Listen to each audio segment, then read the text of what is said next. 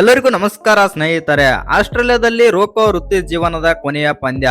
ಇನ್ನು ಆಸೀಸ್ ಅಭಿಮಾನಿಗಳ ಮುಂದೆ ರೋಹಿತ್ ಮತ್ತು ಕೊಹ್ಲಿ ಭಾವುಕ ನುಡಿ. ಇನ್ನು ಆಸ್ಟ್ರೇಲಿಯಾದ ವಿರುದ್ಧ ಮೂರನೇ ODI ಪಂದ್ಯದಲ್ಲಿ ನಮ್ಮ ಭಾರತ ತಂಡ 9 ವಿಕೆಟ್ಗಳಿಂದ ಗೆದ್ದ ಬಳಿಕ Rohit Sharma post match presentation ವೇಳೆ ಮಾತನಾಡಿದ್ದನ್ನ ಕೇಳಿ ಎಲ್ಲ ಅಭಿಮಾನಿಗಳು ಕೂಡ ಭಾವುಕರಾದ್ರ ಅಂತಾನೆ ಹೇಳ್ಬೋದು. ಅಷ್ಟಕ್ಕೂ ರೋಹಿತ್ ಶರ್ಮಾ ಹೇಳಿದ್ದೇನು ಮತ್ತು ಮಾತನಾಡಿದ್ದೇನಂತ ತಿಳ್ಕೊಂಬರೋಣ ಬನ್ನಿ. ಅದಕ್ಕಿಂತ ಮುಂಚೆ ನೀವೇನಾದ್ರೂ ಚಾನಲ್ಗೆ ಸಬ್ಸ್ಕ್ರೈಬ್ ಮಾಡ್ಕೊಳ್ಳೋದು ಹಾಗೆ ನೋಡ್ತೀರಾ, ಸಬ್ಸ್ಕ್ರೈಬ್ ಮಾಡ್ಕೊಂಡು ಬೆಲ್ ಐಕನ್ ಅನ್ನ ಆಲ್ ಇಟ್ಕೊಳ್ಳಿ. ಹಾಗೆ ವಿಡಿಯೋಗೊಂದು ಲೈಕ್ ಕೊಡೋದನ್ನ ಕೂಡ ಮರಿಬೇಡಿ. ಇನ್ನು ರೋಹಿತ್ ಶರ್ಮಾ ಮತ್ತು ವಿರಾಟ್ ಕೊಹ್ಲಿ ಕೊನೆಯ ಏಕದಿನ ಪಂದ್ಯದಲ್ಲಿ ಭರ್ಜರಿ ಬ್ಯಾಟಿಂಗ್ ಮಾಡುವ ಮೂಲಕ ಅಭಿಮಾನಿಗಳನ್ನು ರಂಜಿಸಿ ಆಸ್ಟ್ರೇಲಿಯಾಕ್ಕೆ ವಿದಾಯ ಹೇಳಿದ್ದಾರೆ ಅಂತಾನೆ ಹೇಳ್ಬೋದು. ಇದು ಬಹುಶಃ ತಮ್ಮ ಕೊನೆಯ ಅಂತಾರಾಷ್ಟ್ರೀಯ ಪ್ರವಾಸ ಎಂದು ರೋಹಿತ್ ಮತ್ತು ಇಬ್ಬರು ಒಪ್ಪಿಕೊಂಡಿದ್ದಾರೆ. ಇನ್ನು ಇಬ್ಬರು 2027ರ ವಿಶ್ವಕಪ್ ನಲ್ಲಿ ಆಡಲು ಬಯಸುತ್ತಾರೆ. ಆದರೆ ಈ ಅವಧಿಯಲ್ಲಿ ಆಸ್ಟ್ರೇಲಿಯಾದಲ್ಲಿ ಯಾವುದೇ ಏಕದಿನ ಸರಣಿಯನ್ನು ನಿಗದಿಪಡಿಸಲಾಗಿಲ್ಲ. ಏಕೆಂದರೆ ವಿರಾಟ್ ಕೊಹ್ಲಿ ಮತ್ತು ರೋಹಿತ್ ಶರ್ಮಾ ಪ್ರಸ್ತುತ ಆಡುವ ಸ್ವರೂಪ ಇದೊಂದೇ ಆಗಿರುವುದರಿಂದ ವಿರಾಟ್ ಮತ್ತು ರೋಹಿತ್ ಕೊನೆಯ ಬಾರಿಗೆ ಆಸ್ಟ್ರೇಲಿಯಾ ನೆಲದಲ್ಲಿ ಅಂತಾರಾಷ್ಟ್ರೀಯ ಕ್ರಿಕೆಟ್ ಮುಗಿಸಿದ್ದಾರೆ. ಅಂತಿಮ ಪಂದ್ಯದಲ್ಲಿ ಇಬ್ಬರು ಅದ್ಭುತ ಬ್ಯಾಟಿಂಗ್ ಮಾಡಿದರು ಮತ್ತು ಪಂದ್ಯದ ನಂತರ ಆಸ್ಟ್ರೇಲಿಯಾ ಅಭಿಮಾನಿಗಳಿಗೆ ಧನ್ಯವಾದವನ್ನು ಕೂಡ ಹೇಳಿದರು.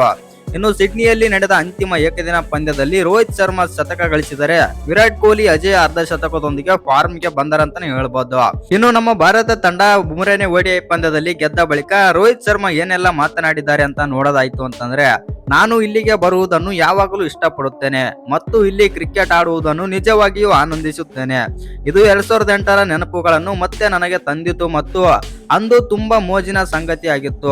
ಆದರೆ ನಾವು ಕ್ರಿಕೆಟಿಗರಾಗಿ ಮತ್ತೆ ಇಲ್ಲಿಗೆ ಹಿಂತಿರುಗುತ್ತೇವೆ ಎಂದು ನನಗೆ ತಿಳಿದಿಲ್ಲ. ಆದರೆ ನಾನು ಪ್ರತಿ ಕ್ಷಣವನ್ನು ಸಂಪೂರ್ಣವಾಗಿ ಆನಂದಿಸುತ್ತೇನೆ. ಇಷ್ಟು ವರ್ಷಗಳಲ್ಲಿ ನಾವು ಪಡೆದ ಎಲ್ಲ ಪ್ರಶಂಸೆಯ ಹೊರತಾಗಿಯೂ ನಾವು ಕ್ರಿಕೆಟ್ ಆಡುವುದನ್ನು ಸಂಪೂರ್ಣವಾಗಿ ಆನಂದಿಸಿದ್ದೇವೆ.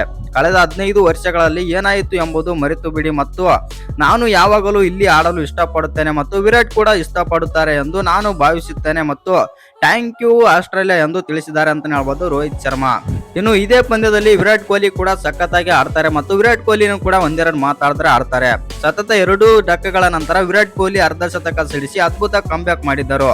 ವಿರಾಟ್ ಕೊಹ್ಲಿ ಈ ಪಂದ್ಯದಲ್ಲಿ 81 ಎಸೆತಗಳಲ್ಲಿ 7 ಬೌಂಡರಿ ಸಹಿತ 74 ರನ್ ಗಳಿಸಿದರು. ಇನ್ನು ಈ ಬಗ್ಗೆ ವಿರಾಟ್ ಕೊಹ್ಲಿ ಅವರು ಮಾತನಾಡಿದ್ದಾರೆ ಅಂತಾನೆ ಹೇಳ್ಬೋದು. ನೀವು ಬಹಳ ಸಮಯದಿಂದ ಅಂತಾರಾಷ್ಟ್ರೀಯ ಕ್ರಿಕೆಟ್ ಆಡಿರಬಹುದು, ಆದರೆ ಆಟವು ನಿಮಗೆ ದಾರಿ ತೋರಿಸುತ್ತದೆ ಎಂದರು. ಕೆಲವು ದಿನಗಳಲ್ಲಿ ನಾನು 37 ವರ್ಷದವನಾಗುತ್ತೇನೆ, ಆದರೆ ಗುರಿಗಳನ್ನು ಬೆನ್ನಟ್ಟುವುದು ಯಾವಾಗಲೂ ನನ್ನ ಅತ್ಯುತ್ತಮ ಫಾರ್ಮ್ ಆಗಿದೆ ಎಂದು ಚೇಸಿಂಗ್ ವೇಳೆ ತಮಗೆ ಯಾವುದೇ ಒತ್ತಡ ಇರುವುದಿಲ್ಲ ಎಂದು ವಿರಾಟ್ ಕೊಹ್ಲಿ ಆದ್ರೆ ಹೇಳಿದ್ದಾರೆ. ಇನ್ನು ರೋಹಿತ್ ಜೊತೆ ಮ್ಯಾಚ್ ವಿನ್ನಿಂಗ್ ಜೊತೆ ಆಟ ಹೊಂದಿರುವುದು ಸಂತೋಷಕರ ಮತ್ತು ಆರಂಭದಿಂದಲೂ ನಾನು ಪರಿಸ್ಥಿತಿಯನ್ನು ಚೆನ್ನಾಗಿ ರೀಡ್ ಮಾಡುತ್ತಿದ್ದೇನೆ ಎಂದು ನಾನು ಭಾವಿಸುತ್ತೇನೆ ಎಂದು ವಿರಾಟ್ ಕೊಹ್ಲಿ ಆದ್ರೆ ಹೇಳಿದ್ದಾರೆ. ಇನ್ನು ರೋಹಿತ್ ಶರ್ಮಾ ಕುರಿತು ಮಾತನಾಡುತ್ತಾ, ಇದೆಲ್ಲವೂ 2013ರಲ್ಲಿ ಪ್ರಾರಂಭವಾಯಿತು ಎಂದು ನಾನು ಭಾವಿಸುತ್ತೇನೆ. ನಾವು ದೊಡ್ಡ ಜೊತೆ ಆಟಗಳನ್ನು ನಡೆಸಿದರೆ 20 ಓವರ್ಗಳ ಕಾಲ ಬ್ಯಾಟಿಂಗ್ ಮಾಡಿದರೆ ತಂಡದ ಗೆಲುವಿಗೆ ನಾವು ಬಹಳ ಹತ್ತಿರ ಹೋಗುತ್ತೇವೆ ಎಂದು ನಮಗೆ ತಿಳಿದಿತ್ತು. ನಾವು ಈ ದೇಶಕ್ಕೆ ಬರುವುದನ್ನು ನಿಜವಾಗಿಯೂ ಆನಂದಿಸುತ್ತೇವೆ. ನಾವು ಉತ್ತಮ ಕ್ರಿಕೆಟ್ ಆಡಿದ್ದೇವೆ ಮತ್ತು ಇಷ್ಟು ದೊಡ್ಡ ಸಂಖ್ಯೆಯಲ್ಲಿ ಬಂದು ನಮ್ಮನ್ನು ಬೆಂಬಲಿಸಿದ್ದಕ್ಕಾಗಿ ನಿಮ್ಮೆಲ್ಲರಿಗೂ ಧನ್ಯವಾದಗಳು ಎಂದು ಆಸೀಸ್ ಅಭಿಮಾನಿಗಳಿಗೆ ಮತ್ತು ನಮ್ಮ ಭಾರತದ ಫ್ಯಾನ್ಸ್ಗಳಿಗೂ ಕೂಡ ವಿರಾಟ್ ಕೊಹ್ಲಿ ಆದ್ರೆ ಧನ್ಯವಾದ ತಿಳಿಸಿದ್ದಾರೆ. ಇನ್ನು ಈ ವಿಡಿಯೋ ಇಷ್ಟ ಆಗಿದ್ರೆ ಒಂದು ಲೈಕ್ ಮಾಡಿ, ಶೇರ್ ಮಾಡಿ. ಹಾಗೆ ಇನ್ನು ಯಾರ್ಯಾರು ಚಾನಲ್ಗೆ ಸಬ್ಸ್ಕ್ರೈಬ್ ಮಾಡ್ಕೊಂಡಿಲ್ಲ ಸಬ್ಸ್ಕ್ರೈಬ್ ಮಾಡ್ಕೊಂಡು ಬೆಲ್ ಐಕನ್ ಅನ್ನ ಆಲ್ ಇಟ್ಕೊಳ್ಳಿ.